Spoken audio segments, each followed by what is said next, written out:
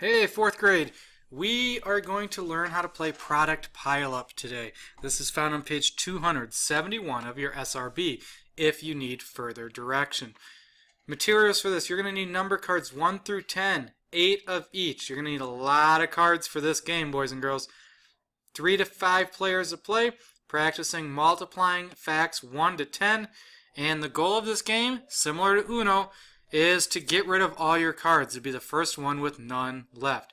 Let's talk about how we play. Shuffle the cards, shuffle them well, and then deal 12 cards to each player.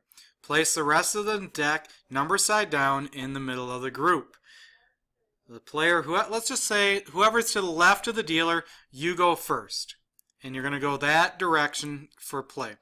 This player selects 2 of their cards, places them number side up on the table, multiplies the number, and gives the product. We'll go through an example here. Play continues with each player selecting and playing 2 cards with a product that is greater than the cards just played. For example, let's look here. Joe plays 3 and 6 and says 3 times 6 equals 18. The next player, Rachel, looks at her hand to find 2 cards with a product greater than 18. She plays 5 and 4 and says 5 times 4 equals 20. So each one has to be higher than the one before. You're going around, each player will do that. If a player is not able to play 2 cards with a greater product, you're going to draw 2 cards from the deck. Now the good news is, if those 2 cards you drew can help you make a higher product, go ahead and use them.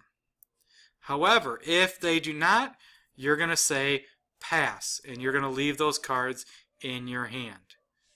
If a player states an incorrect product, he or she must take back the 2 cards, draw 2 cards from the deck, and say pass. Play moves on to the next person. Okay? So it's a pretty fun game. You're trying to make numbers greater than the ones before you.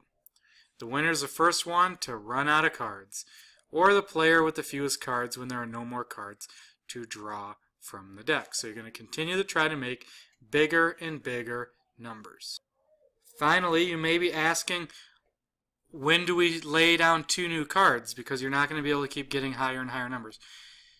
The last person who was successfully able to lay down 2 cards that were played will lay the next 2 for a new round. So if I lay down, let's go back up to our example here. If right here Rachel was the last one who was able to lay these cards and the people after her cannot, she gets to lay the next 2 cards for the next round. Boys and girls, enjoy playing Product Pile-Up.